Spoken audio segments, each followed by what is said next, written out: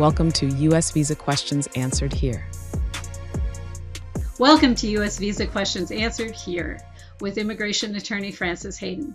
For decades, Frances has focused on consular processing of non-immigrant visas at U.S. embassies and consulates worldwide, with a special emphasis on third country national visa processing. I'm your host, Sophia Morales, and today's episode is on entry to the U.S. now, tips on how to prepare. I'm so glad you're here with me today, Frances. Thank you. I'm glad to be here. So I know there's a lot of anxiety around the whole idea of leaving the U.S. and coming back to the U.S. So my first question for you is it legal for immigration to take my phone or other device and insist on me giving my password? Isn't this like an illegal search? Very good question. It is legal. Okay. And you need to be prepared for it. When you're arriving at a U.S. port of entry, you are subject to this kind of search. And in the past, of course, it was only a search of your suitcase because people weren't carrying cell phones and laptops and iPads. But now this is a search that is happening more frequently than ever. There's a lot of scrutiny on people when they come in. Some people have been placed on watch lists. And so the way it happens is that when you're arriving, they'll take you into another room and start questioning you at that time. And often, not always, but often, they will ask for your devices. Being taken into the room for being questioned further is known as secondary inspection, The dreaded secondary inspection. So you need to know that they can look at your phone.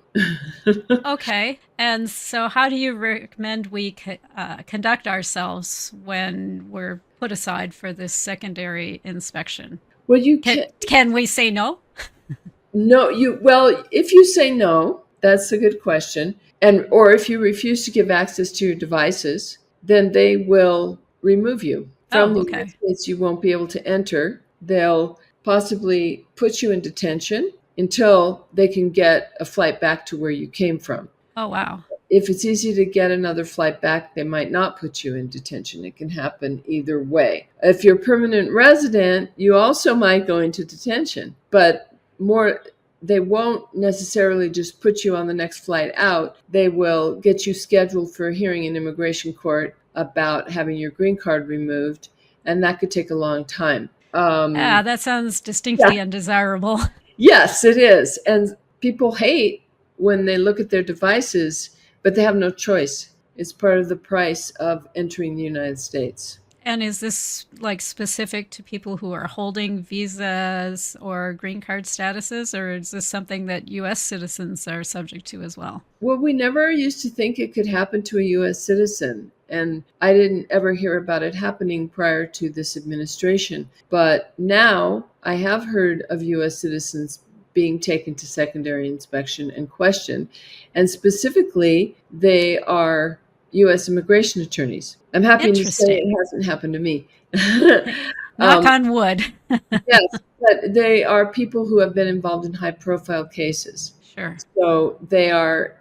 This has not been challenged in the courts. I think it should be. But the story that I'm thinking of is an attorney who was representing one of these students who was a protester who was detained because of that. And what Customs and Border Protection in the secondary inspection was looking for was his entire contact list. I was going to say, it seems like this would be an attorney-client privilege sort of situation that they're trying to breach. That's it. And of course, the attorney has to be admitted he was a U.S. citizen. However, they were going to take his phone and his computer. So his reaction was to negotiate with them and allow them to see certain things on his devices and not others. Specifically, I believe he did turn over his contact list, but the existence of a client and the fact that you represent them is privileged. So they did breach the privilege, and any attorney now traveling with their work laptop their laptop is absolutely full of attorney-client privileged information. So shockingly, they're trying to get into this information as well. I don't know how it's going to be stopped. I don't think this attorney sued the government about it, but somebody should, because it seems like an overreach, to say Yeah. the least. So when I'm preparing to travel, and I think now it's not just what do I put in my suitcase that's allowed through, but what on my device might cause me trouble and get me excluded from the US. This is something I tell people all the time. Anything on your devices that relate to any drug use, and I have to say that that includes marijuana. And many people think that that's okay because they can have pictures of them on their marijuana vacation in Colorado, and that should be okay because it's legal in Colorado. But as most of us know, it's not legal on the federal level yet. Correct. And so, if you have, I've had situations where the person was texting about getting high on cocaine, and or I've had people who have talked about, who have images of themselves smoking marijuana on social media.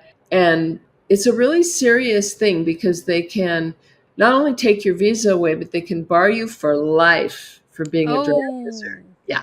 Ouch. There are some waivers, which is the subject of another podcast, but it's very difficult to get back ever. So very serious. Another big one is illegal work. People who are coming in and they have messages on their phone about how they're going to go, work briefly on a production as an assistant, or any kind of job. I mean, a student coming in who reveals in her emails that she's making plans to work as a babysitter for a family while she's in the United States. And even running your own business in the United States, even if you're paid outside the United States, can be a violation and can be considered illegal work, which is a very interesting gray area. I was going to say that's really hard as a business owner, right? Yes. So if you are taking clients and you're basically setting yourself up as a remote worker in the United States, it's not allowed. Oh, okay. So literally, when you unplug from your business, you have to unplug completely for the time you're here. Yeah, it's, as I say, it's a super gray area, and it's usually they profile people in general. They profile people who are young and seem to be that kind of profile of a remote worker that now exists all over the world. Yeah, the digital nomad. Yeah, exactly. That's the word I was looking for. And another big problem is that you reveal you're coming in on a visa that doesn't allow you to stay permanently in the United States or have the intention to immigrate. And you have things on your phone about your intention to immigrate or marry a U.S. citizen and file for your green card. Or you put on social media that you're moving to the United States and you're not, you're just coming in as a visitor. And finally, now activism and political speech are very dangerous to have evidence of on your devices. Many people have that on their Instagram or their Facebook, where they have placed support for various things that would be considered unacceptable under the current administration, and specifically support of Palestine seems to be the big one that they're using. So I wouldn't have ever thought to say this in the past, but now it's something that you have to be aware of. Yeah, and you probably want to spend a significant amount of time policing that device before you bring it with you. Yeah, exactly. So what are the long-term consequences of being denied entry? They can be pretty bad. There's two ways you can be denied entry. One is you give up, you're very nice and cooperative and they like you, or you're pretty or something like that.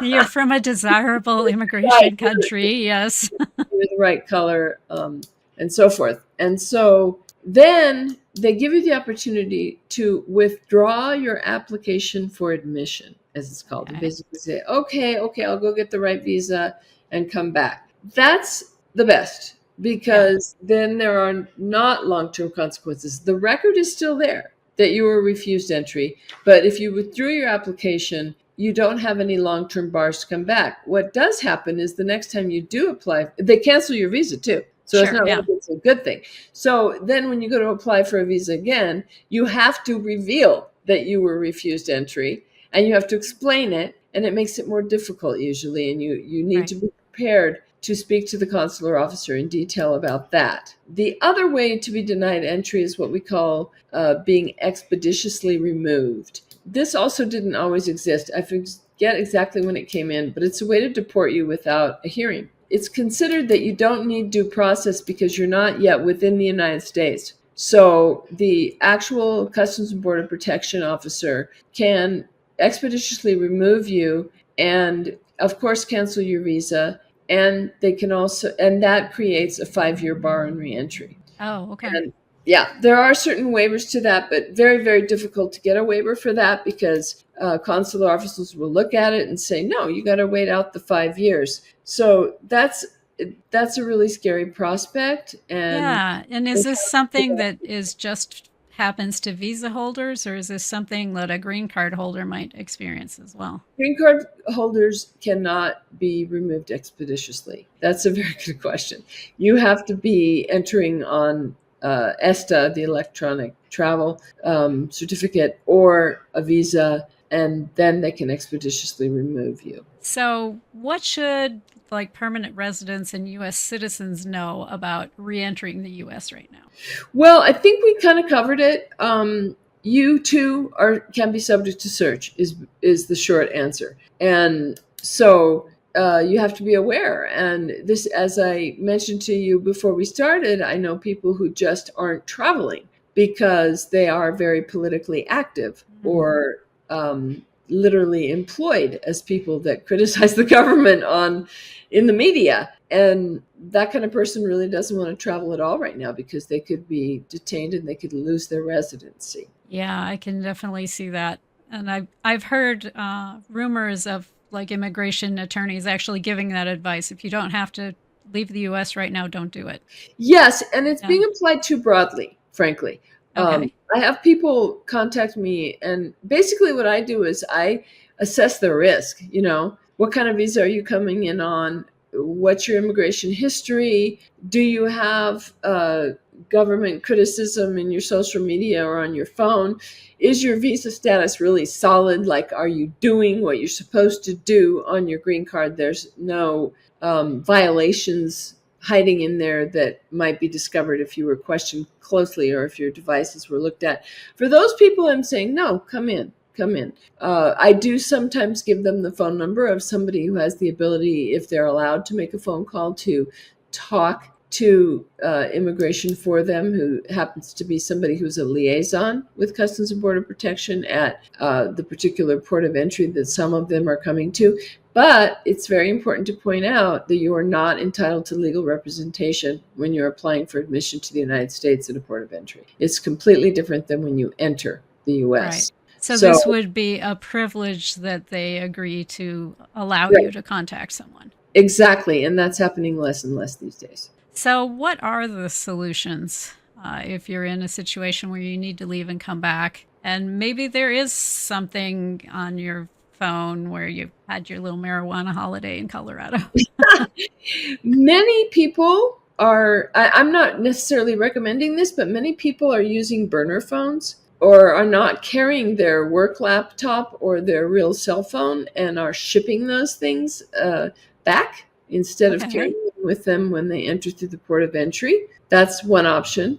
Cleaning up your social media and having disappearing stories and things like that. Periscope. But really long-term solutions. Global entry helps. If you are eligible for global entry, apply for that because you have a less scrutiny. They can still call you aside, but there's less likelihood that they will. And then if you are eligible, again, my advice to become a U.S. citizen. Yes, definitely. Thank you so much for sharing your wisdom on this topic today, Frances. My pleasure. I know it will help reduce some of the anxiety related to entering and leaving the country. I hope so. Thanks for joining us on U.S. Visa Questions Answered Here with Immigration Attorney Frances Hayden. To connect with Frances and her team, visit haydenlaw.com and be sure to like, subscribe, and review and share this with the people you care about. Thanks for watching. Be sure to hit that like and subscribe button and leave us a review in the comments.